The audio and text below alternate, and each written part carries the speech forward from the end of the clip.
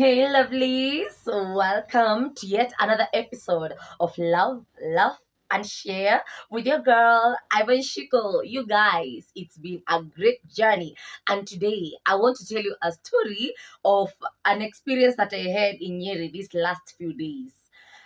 You guys, attendance wa hoteli hapa. Mm? This story is on hotel Shinanigans. Hey, guys. So this one time I had gone to Nyeri because of my auntie my mom had sent me to take some things to her. I have, you know how aunties after they grow up, they depart. Now she's married in Nyeri, although naturally I am a Kikuyu from Muranga, but she's married to a Kikuyu from Nyeri. So ukiolewa tunaendanga kwa bwanako, so she lives in Nyeri. So my mama sent me to go and take her some things. So I depart from Nairobi around kitu 12, I guess, na gari nashika rodi, tunafika huko, and then so nashuka mimi. I have never been to Nyeri before ever again. So mi nasikia nimeshukishwa. Aunti yangu nampigia simu, and then she tells me ati uko kwa stage ya juu awe ya chini. Guys, ati stage ya juu ama ya chini? Kwani mimi najua stage ya juu ama ya chini? So I'm like, wait, hii ni stage ya juu ama ni ya chini? And then naambiwa ni ya juu. Oh, niko kwa ya juu, teremka kwa ya chini. Ya chini iko?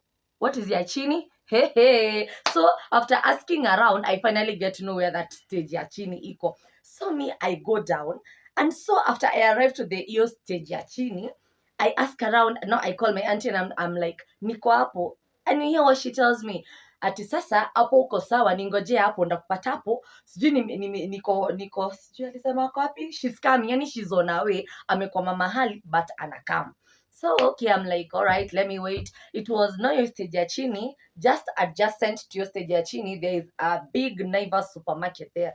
So I go in there and I try to look around. I get yogurt, but I was hungry. So I decide like, instead of yogurt, why don't I just have a proper meal? So because I've never been around, and although I was carrying my luggages, and those, like, I had carried clothes for change for 2 days, and those things that I was supposed to bring to my auntie. So with like my small comes you go, I start going around looking for a good hotel. And you know, for a hotel you can't ask people ati uko hotel nzuri kwa happy, you'd look foolish. So I'm like, ni mchana, I can go around looking for some. So by this time when you to me fika, it's already around 5.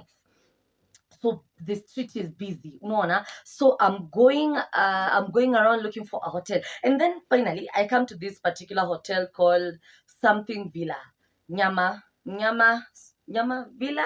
It sounds like Nyama Villa or something, but it's in Nyeri. So it looks fancy. I go in, I peep in, and I'm like, not bad. So I go in and I tell myself, it's not that busy. There's space, but it looks good. It looks like it could sell good food. And I'm like, well, I've missed this feeling of treating myself to something. And because either way I have some money to spare, why don't I experience the good side of life by trying on something from a nice hotel like this one? So I settle down. And then these attendants come and they ask, Madam, what will you have? And I'm like, I'm looking at their menu. Woo! Hey, food is like 1,600, 500, 1,000. And then I go to the beverage section and I see that lemon tea is 50 shillings. So I'm like, get me started with this lemon tea. So the guy goes away. And then there's this other guy with glasses who keeps coming and sitting on my table. And he's engaging me in a conversation. Like, he's even helping me to choose. So I'm like, okay. And then I'm like, I've not yet decided, but I'll tell you. And then he's insisting, oh, maybe you can have this one. Oh, maybe you can have this one. So eventually I land on, like, I ask, can I have mokimo? Because it was quite affordable. It was around 250.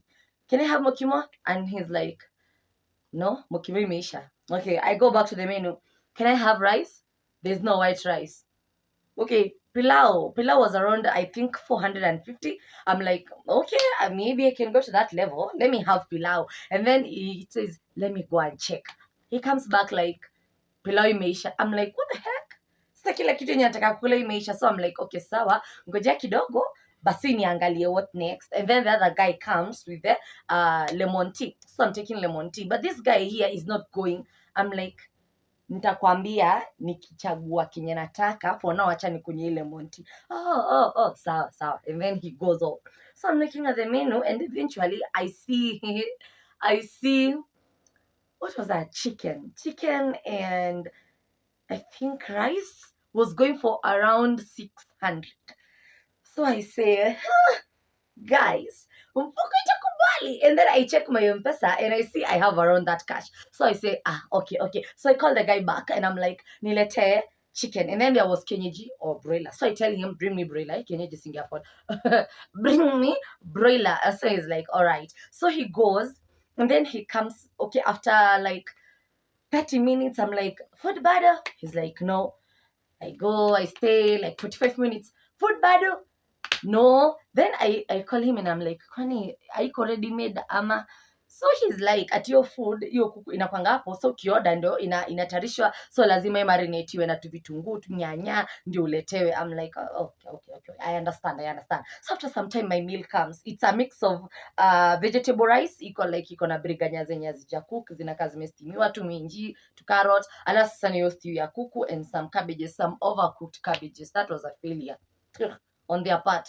So I start eating the rice, not bad. So I come to the chicken, I bite into the stew part, and it's so oily. It's actually sleeping, and I'm like,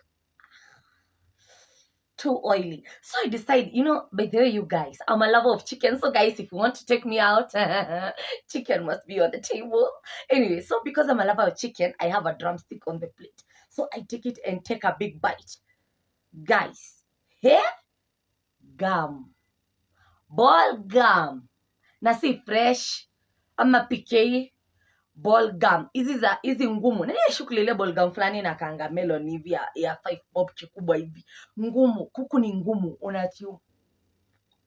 Azina itafuniki like literally ni ball gum. Kuangalia ndani inakaa ngumu. Yani inakanika kuku imekaa kwa shelf sijui for how many days. Yani yenyewe ni ngumu. Unajua saa hizo imepikwa ati imestiwiwa ndio ikaletwa. So I'm like, what? It will spoil my taste for chicken. So I call the waiter back and I'm like, okay, I didn't know what to do at that point because I'm usually a shy person and I don't usually like drama in public. So I'm like, should I call him or should I just eat the rice? But then I remember, why ikuku ni ya 600? So I'm like, you guy, nimemuita, kaambia chini ya maji. Ikuku ni ya lini? So the guy looks at the cook and ananiuliza, kwa nini? Nikamwambia, inakaa gum. Ni ngumu, ebu ataangalia venye inakaa. So I point at that place where I had beaten it off. Ananiangalia, akasmile, akacheka, akasema, ebu acha niende niulize. So he takes off the plate and goes with it. And then later, this girl who is light skinned comes back and tells me, ati, pole kwa kenye imefanyika. Sometimes zikuwa zimeka kwa display for long na tunasahau sijui kuzirefrigerate ama ni kuzipreserve or something. But can we make something else? At this point I'm like, sasa nini? Nikamwambia niletee tu lemon tea ingine juu sasa psyche ya food imeanza kunitoka. So they are insisting like, hapana, unajua customer usikasirike, akipole walai hiyo kitu, so sorry. So the girl, I'm like, okay, sawa, enda ndaangalia kwa menu. So they go and then this guy comes back, mwenye alikuwa ananicheka ananiambia, sometimes wanasahau wengi but usijali, hizi vitu zio happen. So the manager now comes ananiambia, customer, tunaweza kutengenezea kuku ingine, hata kama tutakuletea broiler, tunaweza kuletea kienyeji. Unajua kienyeji ilikuwa around 850. Sasa kuletea kienyeji. So I'm like, okay, yeah, sure. So wanaenda. But then after kukaa nakumbuka, yani nikakumbuka harufu hiyo taste hiyo kuku ingine, nikafeel disgusted na hiyo mafuta. Sasa nikafeel hata appetite ya kukula imepotea, nikiimagine bado tena ni kuku inakaa. So nikaamua hata sitakula, let me just eat something else. So I go hapo mali kwa kuosha mkono ni adjacent to hiyo nini ya kit. So nimepita hapo nashindwa ndawaambia just sitaki hiyo kuku na already na nikaa shaza kuitengeneza. So nikafika hapo nikiitako kawaita kalaitski, nikakaambia cheki, badala ya kuletea kuku si nilete tu chai na chapati, nitakula hiyo, achana na hiyo kuku. So like, walai hataki nilete tu chai na nini. So mimi nikaletewa. After some time nikakula, I relaxed there for some time. Zikakuja zikakolektiwa, nikapoa maji baridi. Hasa after like 20 minutes after I texted my auntie, akaniambia amefika. By now it's almost around kitu 6 hapo. So ameniambia amefika. So nikatoka. Nikienda kutoka, guys. So mimi nikienda kupita napata kakundi huyo manager, huyo light skin na demu mwingine wananiongelelea hata labda hakuwa na pesa ya kulipa hiyo kuku ndio maana amekataa. ukiona amerudisha hivyo labda hakuwa na pesa. Sasa najua I don't know whether they knew I had or they just imagined I didn't hear anything. Juu nilipita kwa nikapata akiongea mpaka akaniona, alafu huyo mwingine akamfanyia hivi. Sasa tu ile kitu. Alafu akanyamaza, akaniangalia, manager akanismailia so sweetly. Alafu nikamwambia asante. Nikashindwa. At the back of my head I was like, should I call them off for that behavior of like talking back? And I tell them, you guys, hebu angalia hii statement ya M-Pesa yangu ya 700 bob. Sinaonyesha na naweza lipa 600 bob. Ama? But then, like I said, I don't like drama. So I just smiled so sweetly and I went telling myself, Nyeri. So I go to back to your stage ya chini. I meet with my auntie, tunaingia gari. Hey, wase. Kwani gari zinaja? Yani people in Nyeri don't travel that much. Yani you can stay in a stage for almost 1 hour. You guys, tulikaa kwa hiyo gari. Unakaa mpaka unashindwa change position ukaje. Na ni Nissan si ati ni mabasi. Si mnajua gari za ushago ni hard sana upate basi. So ni Nissan, umekaa. Hoka anakuja anakuuzia, mwingine anakuja, almost 10 hawkers wanakuja, na kila mtu atakuja hapo mara 5 the same time kukuuzia. Yani amezunguka amerudi hapo mara 5, wewe tu ndio anauzia. And then, but either way, parting shot, the day ended with this hawker who really made my day. Alikuwa na kondom nyingi za Shua, amezishika hivi like long strands, alafu anakuja akizipiga akisema condom.